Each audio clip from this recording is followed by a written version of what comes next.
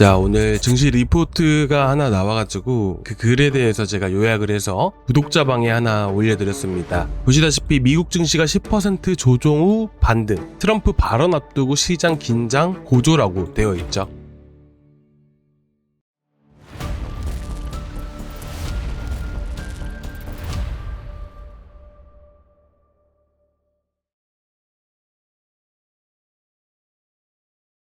지난 여러분들도 아시겠지만 이때가 지금 현재 상황이고요. 그리고 이 200일선 기준으로 여러분들이 보시면 되시는데, 자, 이 200일선을 한 차례 깼을 때가 언제였냐면 2025년도 3월달이었습니다. 이 200일선을 중기 이평선 구간이고요. 200일선을 깼던 시기들을 보게 되면 2026년도, 2025년도, 2022년도, 2020년도 이렇게 되어 있습니다. 보게 되면 2022년도 다음에 2022년도죠. 그리고 난 다음에가 2025년도예요. 그만큼 중기적으로 상승 추세가 이어졌을 때는 이 200일선을 깨지 않고 꾸준히 우상향에 간다라는 부분들이죠. 그래서 지금 2026년을 제외하고 보게 된다면 2025년도에 한 차례 이렇게 200일선을 이탈했던 적이 있었습니다. 지금 나왔던 레포트의 내용이라는 게 뭐였냐면, 보시다시피 앞서서 10%가량의 큰 조정이 있었고 그 이후에 강하게 반등을 보여줬지만 이처럼 큰 폭락이라는 게 나와줬다는 거예요. 지금도 현재와 같이 10%가량의 조정을 보여줬었고 강하게 반등을 보여줬던 만큼 한 차례 이런 과거의 패턴대로 이동을 했을 때는 큰 폭락이라는 게 만들어질 가능성이 높다는 것을 의미하게 되는 겁니다. 근데 여러분들도 아시겠지만 이렇게 급등을 하는데도 지수가, 그리고 전체적인 증시라든지 전체적으로 또 올라가는 데는 그에 따르는 호황이라는 게 있고 이슈라는 게 존재하듯이 이렇게 급락을 하는데도 당연히 그에 따른 악재라는 게 존재할 수밖에 없습니다. 지난 2025년도 4월 달에는 이렇게 또 보시다시피 관세에 대한 영향들이 상당히 컸었죠. 그래서 지금 보시다시피 지금 현재 위치에서 과연 올라갈 수 있을지 내려갈 수 있을지 이런 것들을 여러분들께 간단하게 좀 말씀을 드리고자 합니다. 일단은 여러분들이 현 시점에서 보셔야 되는 부분들이 뭐냐면, 일단은 오늘 10시에 이제 트럼프가 기자회견을 했습니다. 그렇죠. 근데 여기서 핵심은 뭐였었냐면요, 보시다시피 호르무즈 해협 관련 발언 수위라든지 지금 여러분들이 앞으로 시장에 대한 부분들을 봤을 때는 이 전쟁에 대한 부분들도 상당히 중요하지만 앞으로 이슈 나올 악재에 대해서도 여러분들이 꼭 체크하고 보시는 게 정말 중요합니다. 전쟁이라는 부분들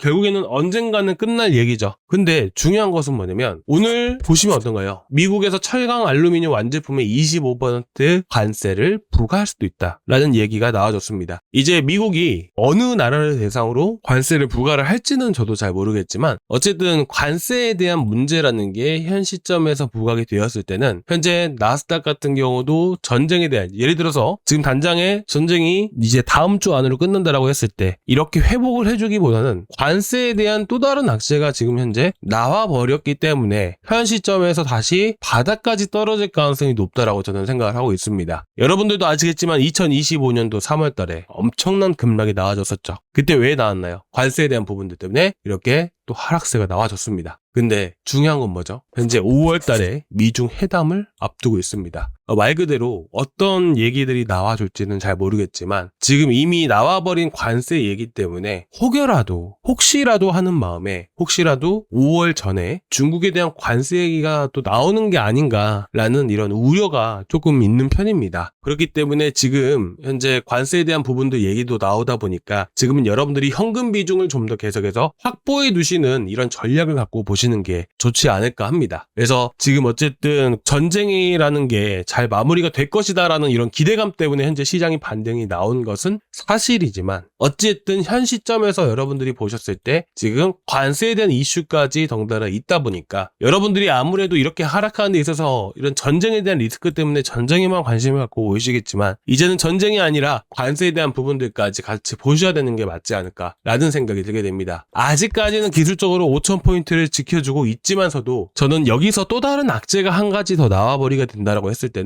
5000포인트를 깨고 4750포인트까지 추가적인 하락을 열어둬야 된다라고 저는 보고 있습니다. 그래서 여러분들이 현재 삼성전자라든지 SK하이닉스를 들고 계신 분들은 지금 내려왔을 때 또 추가 매수를 하려고 하지 마시고요. 잠재적인 리스크라는 게 또 발생이 될 수 있고 이 잠재적인 리스크라는 기대하는 게 이 17만원 구간에서 또 생겨버리게 된다라면 삼성전자는 한 차례 15만원대까지 떨어질 수도 있는 부분이기 때문에 저는 여러분들이 지금 위치에서 추가 매수를 생각하지 않고 좀 더 기다리고 보셨으면 좋겠습니다. 그리고 한 가지 더 여러분들께 말씀을 드릴 게 있어요. 관세는 뭐 생길지 안 생길지 모르는 거잖아요. 그래서 또 긍정적으로만 생각을 하시는 분들은 뭐 관세 문제 그냥 넘어가겠지 라고 생각을 하실 겁니다. 근데 그냥 넘어가서는 안 되는 사실이 하나 더 있습니다. 자, 보시다시피 현재 보시는 것은요. 클리블랜드 연방준비은행의 인플레이션 나우캐스팅 물가 데이터입니다. 보시면 몇 퍼센트인가요? 6.37%입니다. 자, 감이 안 오시죠? 지난 1월 달에 볼까요? 지난 1월 달에 CPI 인플레이션이 몇 퍼센트인가요? 1.530%예요. 근데 1.530%에서 4월 1일 날짜로 CPI는 몇 퍼센트죠? 6.37입니다. 1.530에서